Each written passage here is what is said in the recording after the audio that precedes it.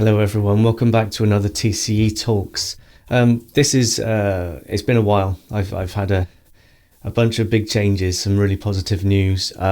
You may have known from a previous video that I've struggled in the last 3 years to find the time to commit to the things that I really care about. One of which is this, trumpet practicing, TCE teaching, making videos about this topic. And it led me in May to make a decision that I had to change my job. So from September, I have a new job. That's all sorted. And so we're moving on to a new chapter where I can sort of I've got a lot more time to make a positive contribution to the things that I care about. And so that's fantastic. I've noticed that subscriber count is still going up. If you're not currently subscribed, then please just take a second to do that. It really helps to boost the channel a bit, get this good information about trumpet playing out there, not just trumpet playing, musicianship in general, but with a TCE focus, obviously. I have new mouthpieces available on neotericbrass.com. And one of the purposes of this video is to briefly showcase the new mouthpiece that I call CJ Mod. Now, it's a bit of more of a technical name to my previous ones, which are called Legacy and the Artiste. The CJ Mod, CJ stands for Khaled Jazz, because it's heavily influenced by Jerome Khaled's jazz mouthpiece of the late 80s. Jazz being the name, not necessarily what people used it for, but it was just what he called it. So this mouthpiece here, the CJ Mod, designed very much to look like all the other mouthpieces in the Neoteric Brass line. It kind of sits in between the Legacy and the Artiste. In my brain, and when I'm practicing, I'm constantly thinking, gosh, this is a better Legacy, or this is an Artiste with a different sound palette. It's quite different, in fact, from the Artiste, which has much harder articulations and more core to it. But I've felt over the last couple of years that the Artiste is specifically a lead trumpet mouthpiece, and the Legacy is what I use for small ensemble playing, chamber music, classical playing. This is supposed to be the ultimate TCE mouthpiece. We'll wonder how long that will carry on, but in all honesty, my intention now is to use this as much as possible and use the others when it is the right thing to do, and to not make and design more mouthpieces. At this point, I'm very satisfied that we've got 3 really good trumpet mouthpieces that align with my ideology and the TCE learning process. And so, yes, now it's a matter of getting people convinced to try them, and I'll be working on that. But I have also brought out a cornet mouthpiece. I haven't got one in the room with me, how stupid.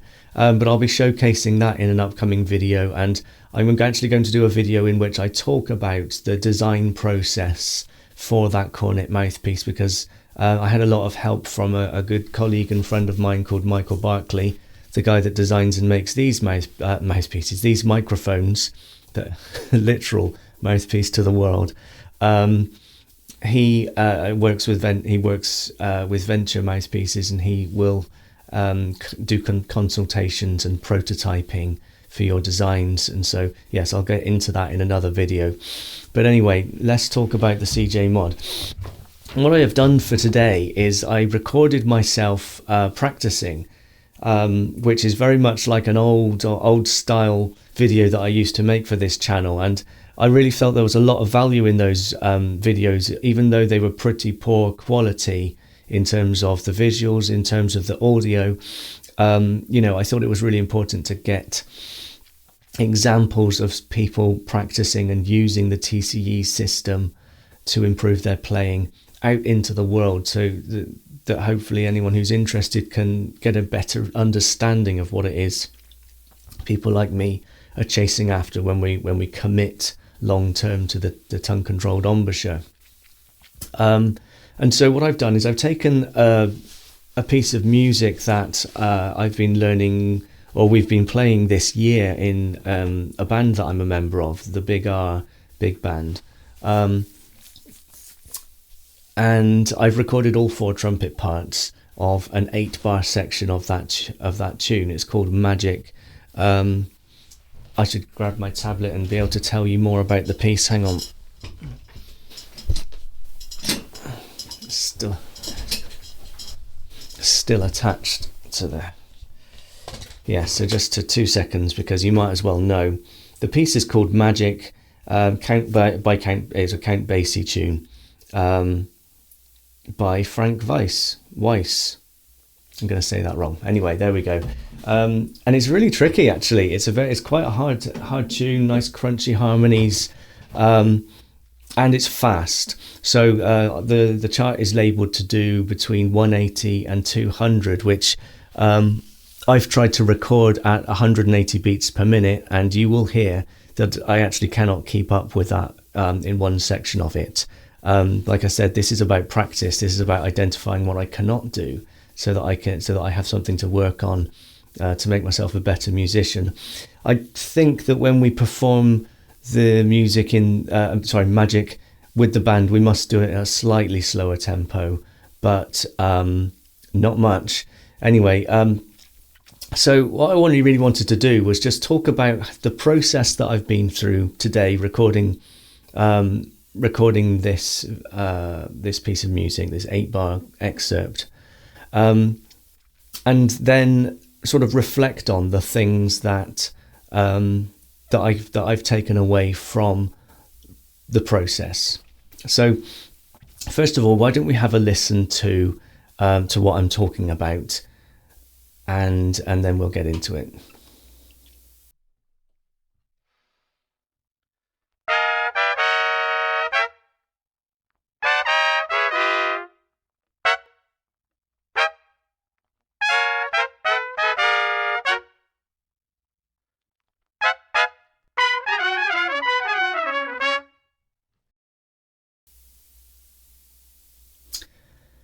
Okay, so I've written a little list basically of my thoughts that I have put together from looking at that video, from the process itself. So basically, I'm set up with my Barclay mic, and for those who are really into recording, for a more commercial style, I tend to be pointing more directly at the microphone.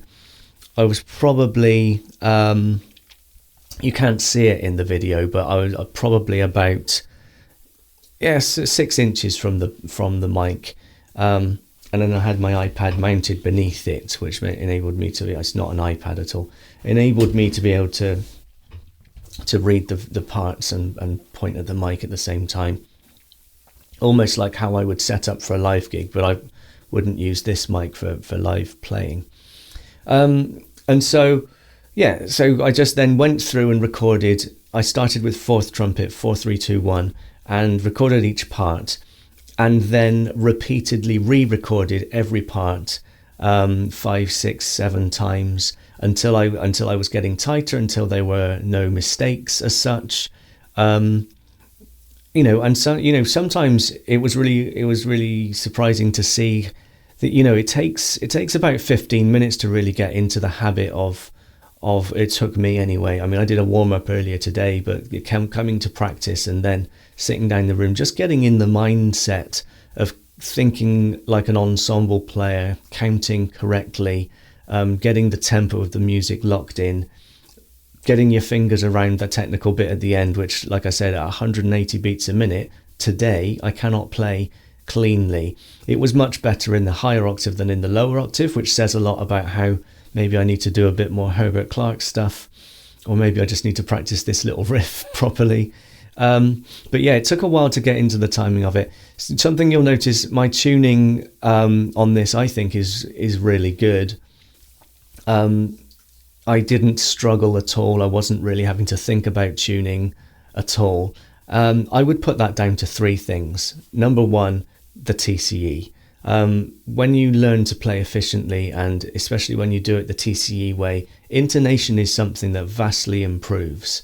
In fact, I think it's one of the most important things that improves when you get into playing with TCE, because I've found over the years that although there are better instruments and there are worse instruments, there are better mouthpieces, there are worse mouthpieces, playing correctly does a lot more for your intonation, not overblowing, having a clear centered attack on every note, that sort of business that we talk about a lot.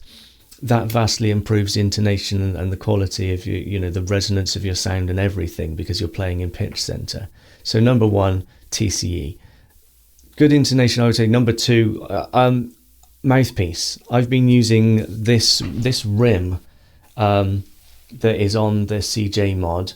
It is the same rim that is on the Artiste and the Legacy and Jerome Callet's Super Chops 3 mouthpiece.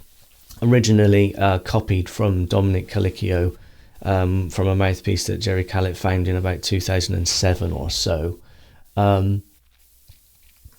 That was supposedly found in the trumpet case of an instrument that belonged to Harry James. So it's a slightly cushioned rim. You can read more about that on the Neoteric Brass website. There is actually a page called Mouthpiece Comparison or something to that effect, where I've written a little about how the CJ mod is different from both the Artiste and the Legacy, because of the alpha angle and all that business. I won't get into it here because it's quite detailed, and I've spent a bit of time on Venncad finding some really interesting statistics about that mouthpiece. Let's not get into it. It's just numbers. Nobody cares. The rim is identical, but it does feel slightly smaller because it's got a higher alpha angle. That's all you need to know. So yeah, I think that consistency of rim shape and size is one of the most important things with mouthpieces. Once you find something that works for you, and I think that TCE players do prefer something that's got a smaller cup diameter, and maybe I certainly prefer a cushioned rim, which is quite rare these days. I've got an old, I think it was the first Mouthpiece Musings video I did, where I was talking about how to use Venncad that these mouthpieces were designed on, and you can see that my mouthpiece rim is wider than a 1.5C, like it's wider than a Bach 1, and yet at the same time it's also equally smaller internal cup diameter. So it's an interesting thing to look at. Anyway, number 3 over here, my Stomvy trumpet is an absolute masterpiece of engineering. It's a fantastic trumpet. The valves are amazing and the intonation on it is impeccable. So that, coupled with the mouthpiece and the TCE, just makes my life a lot easier than it has been in the past with other instruments. Okay, let's get moving on. So the tuning, the timing. Here was a thing. I had to remind myself: set, breathe, play. Now I've got I'm not. This video is just turning into a big old advert for my my website, but that's not my intention at all. Set, breathe, play is a little phrase that my old trumpet teacher used to use when I was at college, and I wrote an ebook on that topic during the lockdown of 2020. I find, with all of this stuff, with all the ensemble playing, but particularly when you're recording, breathing in preparation to play at an appropriate time before you have to play is a real game changer. If you don't breathe at the right time, you will not play at the right time. And when you record yourself playing something over and over again for 45 minutes, like I just have, it's something that you really start to latch onto. So I was breathing. This excerpt starts on the it starts after the second beat of a bar, and I have a 2-bar run in with the click track. So I was breathing a whole bar before I had to play. So 1, 2, 3, 4. like this. Now, I'm sure that demonstration could open a can of worms with people who love to tell you that you need to breathe in and out in one motion. That's not how I think about things. It's not what I do. I haven't breathed in that way for a decade. It's just not the way that I do it. I don't think it's necessary. I actually think that thinking in that way can cause as many problems as it can solve. Though it's important to know that, I have taught people to breathe in and out in one breath, because, you have to start somewhere, and a lot of people don't really breathe at all when they play, let alone breathe properly or breathe at the right time. And so, start with that, move on to another thing when you find that you can choose to move on to a better way of playing when you've already established some fundamentals. And for me, our note production is so centered around articulation that that the breathing has to be out the way before that starts. So for me, it goes like this. And there's that note that happens when it happens. But if I was still breathing in by the time I'm on to the second beat of the bar that I have to play in, it's not going to happen. And so playing in time, and you'll hear as well, there are those attacks that offbeat attacks that happen throughout this excerpt on the recording. They're all perfectly timed together, which is not something that that I would probably have achieved in that way when playing with a more of a traditional approach. I just don't think I'd have tidied that thing up myself. So, again, explanations about why the TCE works for me. Okay, so just a couple little bad things, because obviously this recording is far from perfect. There are some great moments in it, even though it's quite short and I'm being a little over analytical. So what did I have to learn? I had to, obviously set, breathe, play was an important thing. It took time for my counting to get good. It turns out that I tend to rush when playing the lead part. And I don't mean I play faster. What I mean is I actually tend to, all of my entrances were on the screen. They were visibly sooner than when I was playing, certainly than when I was playing the lower part. So that's something that I'm going to have to practice and work on. I didn't do any editing, shifting these things around. Obviously, you can edit and put a lot of sound effects and EQ and all of this on. And I've tried to keep this recording really. It was a very dry recording at first, obviously, and then I added on. I had to add a compressor because it all got too loud. Even though all the individual tracks are well within certain limits, the cumulative effect of the instruments playing together was greater than I wanted it to be. So I put a compressor on, and then a tiny little bit amount of reverb just to give it a bit of life, but not an excessive amount, in my opinion. And the result is this recording.